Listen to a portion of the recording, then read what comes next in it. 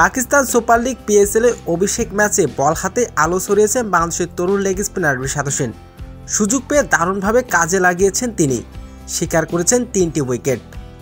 দলের সেরা বোলিং ছিলেন তিনি। রিশাদের দল লাহোর কালান্দার্স কোয়েটা গ্ল্যাডিয়েটর্সের বিপক্ষে ম্যাচ জিতেছে ৭৯ রানের বিশাল ব্যবধানে। ম্যাচ শেষে অধিনায়ক শাহিন শাহ আফ্রিদি 3 উইকেট শিকার করে রিশাদকে প্রশংসায় ভাসিয়েছেন। দর্শক, ভিডিওটি না টেনে সম্পূর্ণ দেখার অনুরোধ রইল। শুরুতে টস জিতে আগে ব্যাটিং করতে নেমেছে লাহোর কালান্দার্স। নির্ধারিত 20 ওভারে 6 উইকেট হারিয়ে 219 রান তুলেন লাহোর কালান্দার্স। শেষ ওভারে ব্যাটিং করতে নামেন রিশাদ হোসেন। 1 বল খেলার সুযোগ পেয়েছেন তিনি, করেছেন 1টি রান। লেগ স্পিনার রিশাদ হোসেন বল হাতে দেখিয়েছেন আসল কারিশমা। দলের পঞ্চম বোলার হিসাবে 7ম ওভারে বোলিং করার সুযোগ পান তিনি। দ্বিতীয় ওভারে পেয়ে যান 1টি উইকেট। দুর্দান্ত ব্যাটিং করা থাকা আইরিশ রুশোকে থামান রিশাদ। পরে 2 ওভারে 2 উইকেট পান রিশাদ। মোহাম্মদ আমির এবং আকবরকে ফেরান তিনি। পুরো 4 ওভার বোলিং করে 3 উইকেট পান রিশাদ। খরচ করেছেন এদিন মাত্র 31 রান।